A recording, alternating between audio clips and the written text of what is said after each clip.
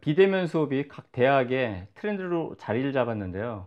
서울여자대학교 미술대학에서 저한테 미대 대학원생 2명에 대한 그 면담을 요청을 했습니다. 근데 그 면담이 줌, 온라인 회의 플랫폼이죠. 줌을 통해서 작품 면담을 해달라고 요청을 해와서 2020년도 9월 25일 금요일 정오부터 한 2시간 30분 동안 학생들과 작품 면담을 했습니다.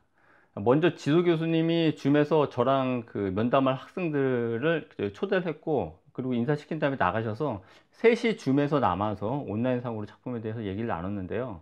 면담을 하기 전에 제가 학생들에 대한 포트폴리오를 먼저 받았어요. 그래서 작품을 먼저 검토를 해봤더니, 제가 적어도 담당한 미대 대학원생들의 경우 자기 자신의 삶하고 자기 작품의 그 과정이나 작품의 결과물을 좀 일치시키는, 자기의 삶을 그러니까 작품에 많이 반영하는 그런 작업을 많이 했고, 하고 싶은 말을 가슴속에 굉장히 많이 묻어두고 있는 것 같다는 생각도 했습니다.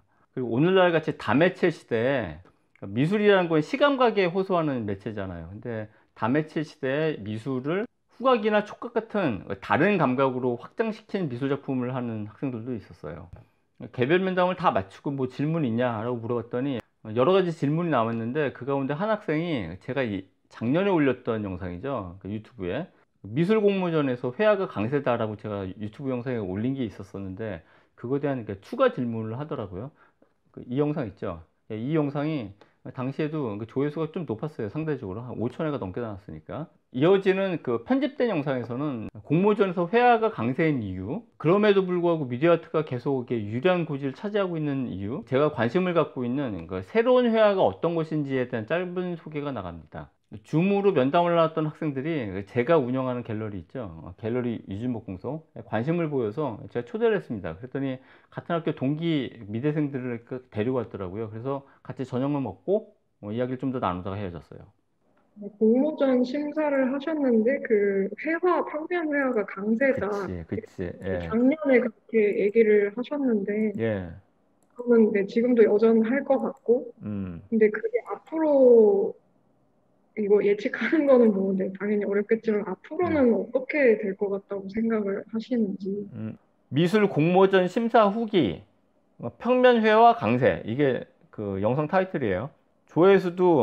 조회수가 지금 5천 건이 넘어. 그만큼 관심이 많다는 얘기겠죠. 공모전이라 공모전 후기에서 회화가 강세라니, 진짜 나도 회화인데, 그러면서 들어가서 보나 보죠. 예전에 미술 공모전 혹은 입주작가 뽑는 어떤 거, 혹은 미술상 후보자, 이런 거에 있어서 이머징 아티스트, 떠오르는 아티스트들은 다매체 아티스트들이었어요. 대부분 미디어 아티스트들. 그래서 아직까지도 올해 작가상 후보는 다매체 작가들이 많이 후보로 오르죠. 상을 받기도 하고.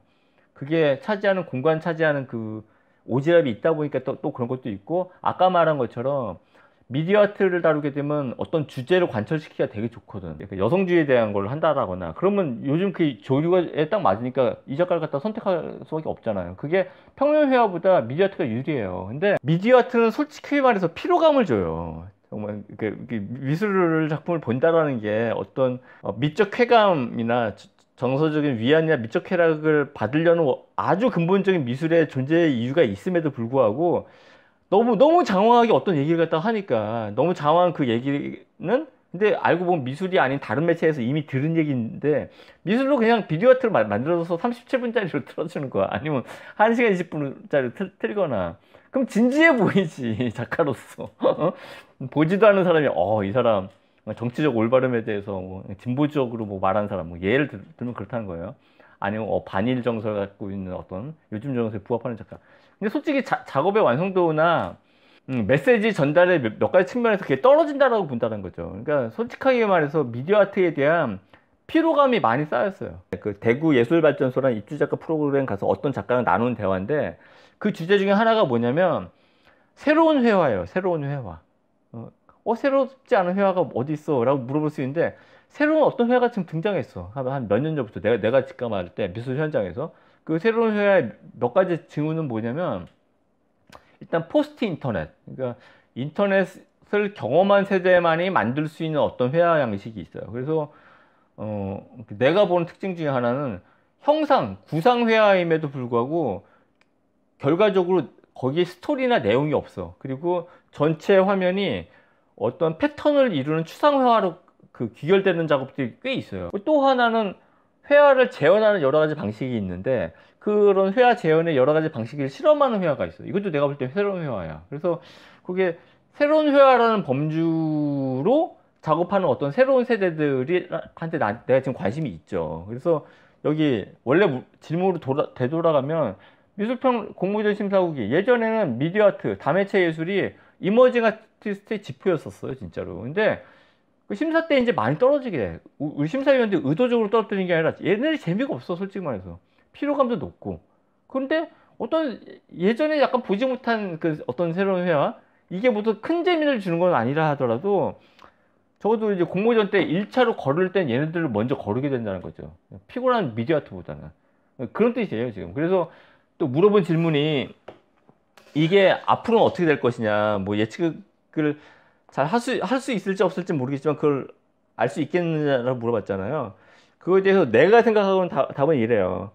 그 미디어 아트는 퇴조하지는 않을 거예요. 미디어 아트는 아마 계속 갈 거라고 봐요. 왜냐면 우리가 메시지를 전달할 때 그 메시지를 갖다 얻는 그 도구가 미디어거든. 근데 지금 미디어가 올드 미디어가 아니라 뉴 미디어 시대잖아요. 그러니까 뉴 미디어를 이용하는 어떤 미술. 그러니까 예를 들어서 페이스북을 갖고 뭐 미술 작품을 한다라거나 보면 뭐 10중 8구 재미없지만 아니면 다른 어떤 매체, 인스타그램으로 뭘 한다라거나 아니면 스마트폰으로 뭘 한다라거나 이거에 대한 어떤 호응이라는 건 있게 마련이기 때문에 뉴미디어 아티스트는 태조가 되지 않아요. 그리고 어떤 정도의 반열에 지분을 먹고 들어가요.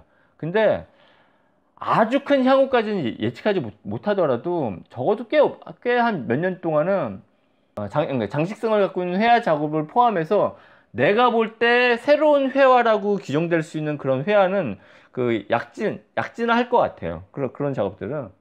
분명한 건 지난 한 십몇 년 전까지의 그 미디어 독주는 난 당분간 없지 않을까 이런 생각이 든다라는 거죠. 그리고 좀, 좀 자조적으로 얘기를 하면 이것도 내가 예술발전소지. 거기 가서 내가 했던 얘기인데 미디어 아트, 그러니까 미술이란 매체는 미술도 매체잖아요. 영화도 매체고 소설도 매체잖아. 근데 미술이란 매체는 어떤 섬세한 메시지나 어떤 이슈를 전달하기에 어울린 매체가 아니에요. 내가 볼 때는. 이게 아무리 미디어 아트라 하더라도. 왜냐면 미디어로 그런 메시지를 갖다가 더 확산시킬 수 있는 다른 매체들이 이미 있어.